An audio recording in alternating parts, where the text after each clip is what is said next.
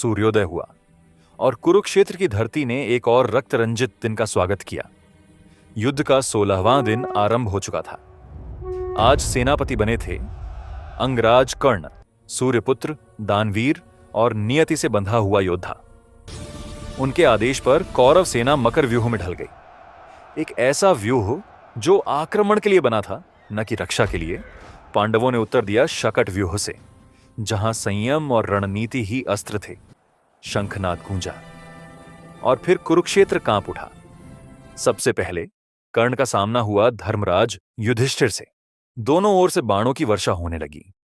कर्ण का प्रत्येक तीर आकाश को चीरता हुआ चला, पर जब निर्णायक क्षण आया, कर्ण ने अपना अस्त्र रोक लिया। उन्होंने युधिष्ठिर को परास्त किया, पर उनका वध नहीं किया। फिर रणभूमि में उतरे भीम। उनके रथ की गर्जना ने कौरवों को कंपा दिया। कर्ण और भीम आमने सामने थे। गदा और बाणों का संग्राम हुआ।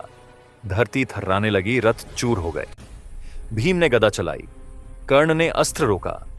दोनों के प्रहारों से अग्निसी चिंगारियां उठीं। अंततः कर्ण ने भीम को भी परास्त कर दिया, पर उन्हें भी जीवित छोड़ दिया। यह दया नहीं थी, यह वचन था जिसे कर्ण निभा रहे थे। इसके बाद नकुल और सहदेव कर्ण के सम्मुख आए। दोनों युवा थे, तीव्र थे, पर कर्ण की शक्ति के आगे टिक न सके। उनका अंत एक ही क्षण में हो सकता था, पर तभी कर्ण की दृष्टि नीची हो गई। उन्हें स्मरण आया माता कुंती को दिया हुआ वचन, माता आपके 5 पुत्र जीवित रहेंगे। और कर्ण ने अपने बाण रोक लिए। उन्होंने अपने हाथ नीचे कर दिए। विजय सामने थी, पर उन्होंने त्याग को चुना। रणभूमि देख रही थी। एक ऐसा योद्धा जो हर युद्ध जीत सकता था, पर हर बार अपने ही वचनों से बंध जाता था। उधर रणभूमि के दूसरे छोर पर भीम के भीतर वर्षों का ज्वालामुखी फूट चुका था। आज उनके सामने खड़ा था दुशासन, वही जिसने द्रौपदी की ओर दृष्टि उठाई थी। दोनों के बीच भयानक मल्ल युद्ध आरंभ हुआ। भीम ने गरजते हुए कहा, आज मैं द्रौपदी की प्रतिज्ञा पूर्ण करूंगा। उनकी गदा चली और दुशासन की देह रथ से गिर पड़ी। भीम ने उसके सिर पर प्रहार किया। इसी सिर से तूने द्रौपदी की ओर देखा था। उन्होंने उसके हाथ तोड़े। इन्हीं हाथों से तूने चीरहरण किया था। भीम ने दुशासन की छाती चीर दी। उसका रक्त धरती पर बिखर गया। भीम ने वह रक्त अपने हाथों से लिया और कहा, यही रक्त द्रौपदी के केशों का अभिषेक करेगा।